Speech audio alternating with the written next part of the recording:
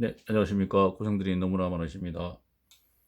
예, 피로의 역사는 기술의 역사다. 이렇게 되어 있고요.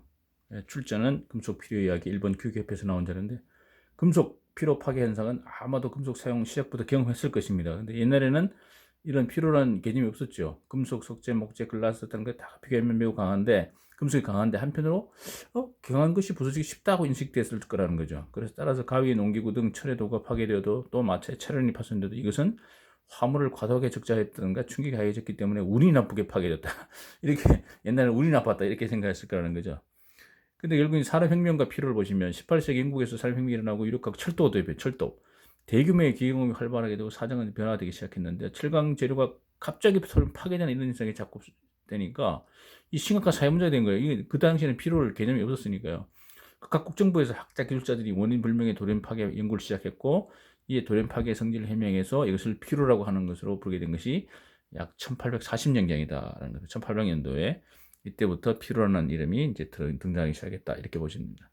자, 최초의 피로 시험을 한 겁니다. 체인의 반복 인장 시험. 요거를요 돌리면서 추를 1550kg 달고 올라갔다 내렸다 돌리면서요 올렸다 내렸다 하면서 이 체인이 얼마나 견딜 수 있는지 이걸 반복 시험한 거죠. 실제 실물 시험이죠. 시험용 체인에 이렇게 실험한 내용을 잠깐 말씀드릴게요.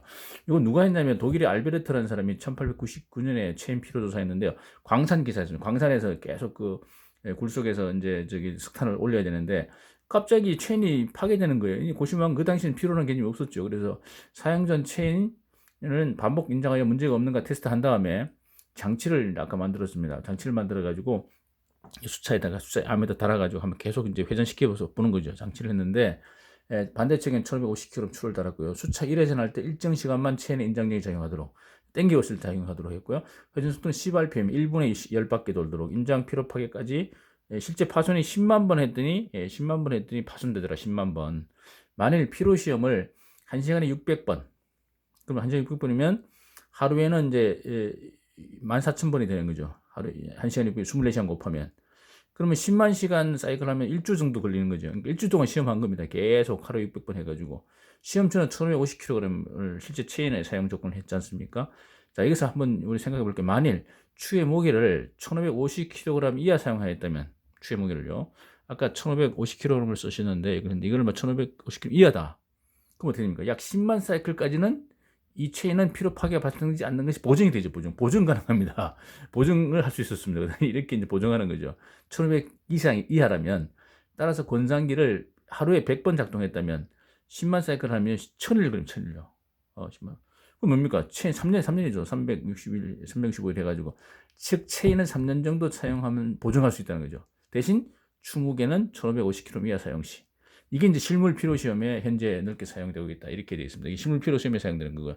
예, 그래서 이렇게 해서 이제 테스트를 직접 할 수 있습니다. 실물 피로 시험. 여기 이제 피로입니다. 이렇게 하고 만약에 1550kg라면 이거 보정할 수 있는 거죠. 대신 이제 조심할 게 있죠. 만약에 이 상황에서 만약에 어떤 일이 생길 수 있습니까? 주위 환경 중에서 부식이 됐다. 자, 부식이 발생되는 순간 어떻게 됩니까? 이 보증이 깨지는 거죠. 만약에 체인이 이렇게 체인이 이렇게 있는데 표면이 부식되면 어때? 부식 떨어져 나가면 감육되죠. 감육되면 힘이 약해지죠. 부러집니다. 그래서 부식일 때는 완전히 뭡니까? 수명이 떨어지는 거죠. 이제 그런 주위 환경, 이제 그런 것들을 감안해야 된다는 거. 그래서 단순히 이것은 실물 피로 시험을 이렇게 해서 처음에 알베르트라는 사람이 했다는 거. 이것도 하나의 참고로 좀 보시면 될 것 같습니다. 네, 감사합니다.